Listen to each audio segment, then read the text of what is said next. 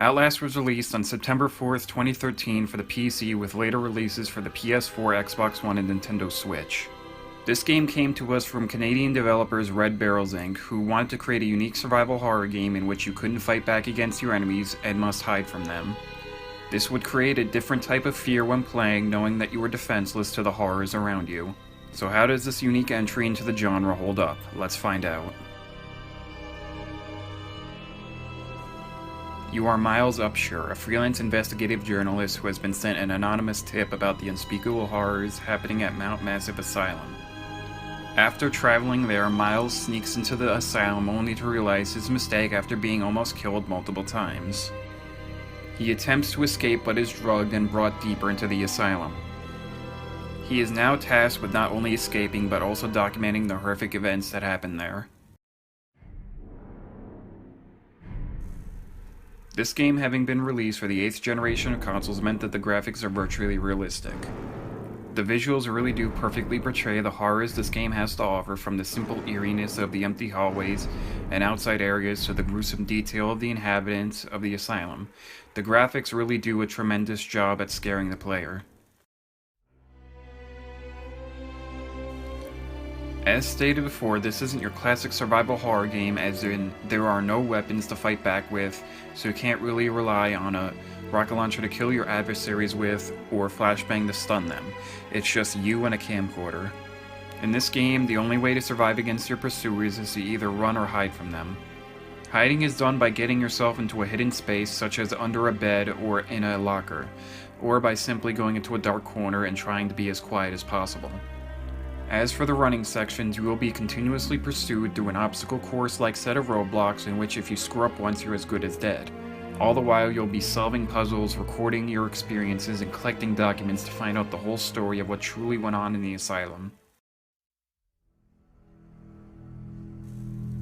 Use the left stick to move and the right stick to look around, as well as activate night vision mode with the camcorder by clicking it in. A jumps, B crouches, X lets you interact with objects, and Y is how you reload batteries. The left trigger is used to lean to the left or look behind you, while the right trigger is used to lean to the right and look behind you as well. Holding left bumper is how you run, while hitting right bumper will pull up the camcorder.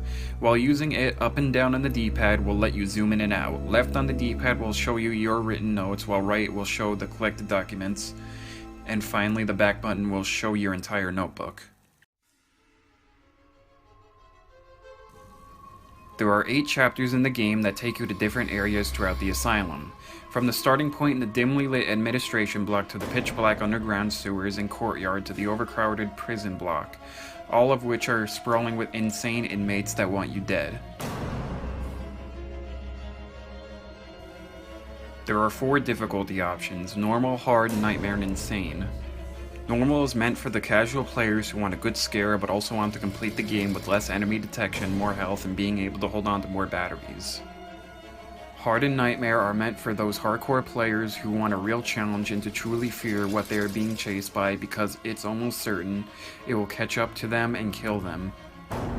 Insane, on the other hand, is truly meant for those not faint of heart, because in this difficulty setting you must complete the entire game in one sitting without getting killed once, which means the true horror comes from dying and losing all of your progress.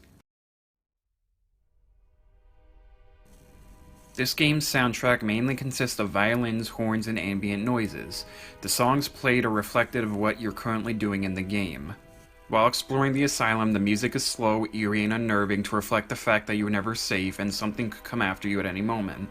When sneaking around, the music will try to scare you by playing softly, then having random loud stings to make you jump and give away your position. And finally, when being chased, the music will be very fast-paced and intense to represent the huge monstrous being that is currently chasing you.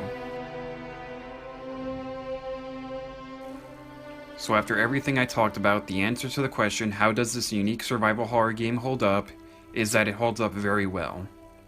Red Barrels has succeeded in creating an engaging game with an interesting story, a soundtrack that's both somber and intense, realistic visuals, and of course, unique gameplay of hiding instead of fighting. It's no wonder why this game was very successful and eventually had a sequel in 2017, with another game said to be releasing soon. And with all that said, I'd easily give this game a recommendation. Thanks for watching.